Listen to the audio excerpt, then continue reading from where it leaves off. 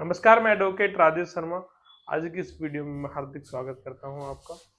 आज जो वीडियो है हम आपके जैसे टॉपिक लगा हुआ है कि यूपी बार काउंसिल में जो इंटरव्यू चल रहे हैं, जिनके बच्चों के इंटरव्यू होने वाले हैं या जिन बच्चों के इंटरव्यू में नंबर नहीं आया है, इंटरव्यू पास नहीं हो पाया, उनके लिए है।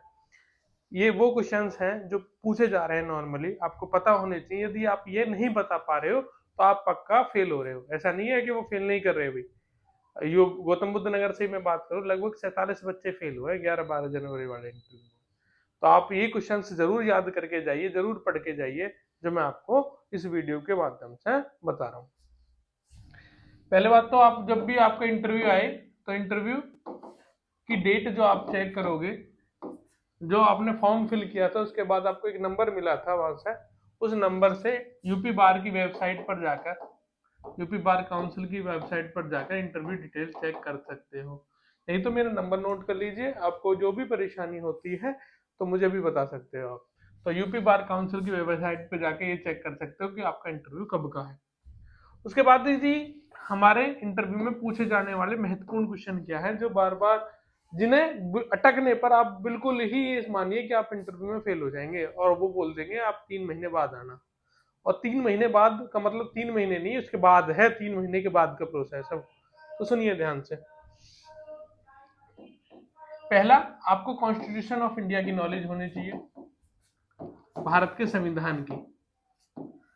सर, भारत का संविधान तो बहुत बड़ा है, तो इसमें कौन से मेन टॉपिक है जो हमें पढ़ के जाने चाहिए। आर्ट मूल अधिकार क्या है, मूल अधिकार, फंडामेंटल राइट्स, मूल अधिकार कितने होते हैं। आर्टिकल 12 से लेके 35 तक जो है, एक एक आर्टिकल आपको याद करके जाना है। आर्टिकल 12 से 35 तक यदि आप ये प्रश्न नहीं याद करके जाते हैं तो यकीन मानिए कि बहुत बड़ी दिक्कत होने वाली है आपके साथ। तो आर्टिकल 12 से लेके 35 तक आपको लर्न करने हैं, ठीक है। ये मूल अधिकार, फंडामेंटल राइट्स होते हैं। 12, 13, 14 ये याद करके जाइए, ठीक है।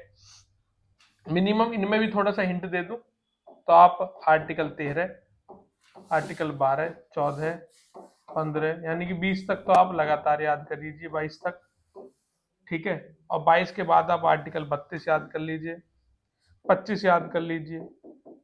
ये सारे आर्टिकल आपको याद करके जाने हैं। इसके बाद power of attorney general of India क्या होता है। एक बच्चे से पूछ लिया अटॉर्नी जनरल ऑफ क्या होता है, तो तहसील में काम करता है, वो पावर ऑफ अटॉर्नी के बारे में बता रहा है, मुख्तारनामे के बारे में। Attorney general of India Bharat का महान्यायवादी होता है।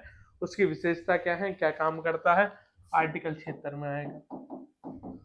सॉलिसिटर जनरल ऑफ इंडिया का क्या काम है, solicitor general of India. CAG कौन है, भारत का मुख्य न्यायाधीश के बारे में, इम्पीचमेंट के बारे में पूछा था, कौन शपथ दिलवाता है। इम्पीचमेंट, मुख्य न्यायाधीश इस समय है कौन वर्तमान में, ये क्वेश्चन पूछे जा रहे हैं। राष्ट्रपति कौन है, प्रधानमंत्री कौन है, आप ये नहीं बता पाओगे। आप जिस यूनिवर्सिटी से पढ़ रहे हैं उसका कुल सचिव का नाम याद होना चाहिए, कहाँ पे है यूनिवर्सिटी। ऐसे भी क्वेश्चन पूछे जा रहे हैं नॉर्मली, जिस कॉलेज में आप हैं उसके 3 टीचर्स का नाम बता दीजिए। बच्चे नए स्कूल गए नहीं, कॉलेज ढंग से नाम नहीं, अटक गए उनमें, तो आपको फेल करेंगे, वो पास करेंगे। तो नॉर्मल सी बात है, फेल करेंगे। तो आप कॉलेज गए, 3 साल पढ़े, उनका टीचर्स का याद नहीं, नाम तक याद नहीं, कहाँ पढ़ता है, किससे एफिलिएशन है कॉलेज का आपका, आप नहीं बता पा रहे हो। अगला है, इन्हीं के साथ जो जो मैंने क्वेश्चन बताए इन्हें नोट कर लेना। जो बार है आपके यहाँ, बार है जिस भी गौतम बुद्ध नगर में हो, तो गौतम बुद्ध नगर के जो बार है उसके अध्यक्ष कौन बने हैं। मान लीजिए यहाँ प्रेमेंद्र भाटी बने हैं, आपके यहाँ कौन बने हैं। जो भी आपकी बार, संभावित बार हो, उसके बार का आपको नाम याद करके जाना है अध्यक्ष का। आप तहसील में हो तो तहसील के बार का। रिवेन्यू क्या बारे में क्या होता है, रिवेन्यू का मतलब क्या होता है। आरसी कौन होता है, रिवेन्यू क्लर्क होता है आरसी की फॉर्म रिवेन्यू में। एसडीएम का उपजिलाधिकारी, परगना अधिकारी बोलते हैं।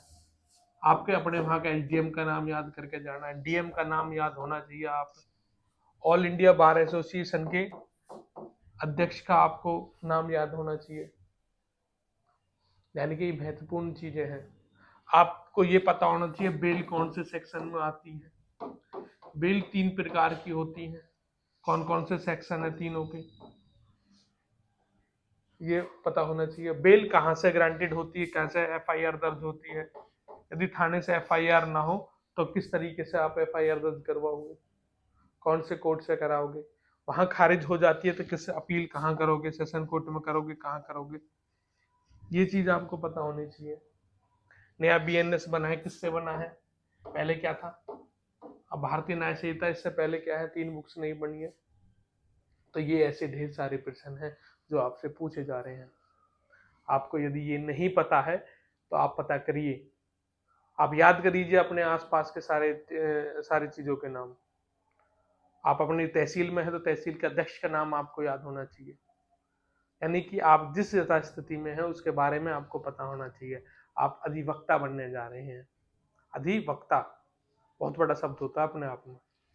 तो यानी कि आप इन सारी चीजों को याद करके जाओगे तो ही आपका जीवन सफल होगा। तो आपको ज्यादा चीजें पूछनी है, कब इंटरव्यू हो और क्या क्वेश्चन हो सकते हैं, तो मैं लिख के आपको दे दूंगा। आप मेरे व्हाट्सएप माध्यम से या किसी से जुड़ सकते हैं, मुझसे कांटेक्ट कर सकते हैं। मेरा नंबर स्क्रीन पे दे रहा हूँ मैं। और वीडियो को ज़्यादा से ज़्यादा शेयर कीजिए, लोगों तक पहुँचाइए, जिससे लोगों की ज़्यादा से ज़्यादा मदद हो सके। धन्यवाद।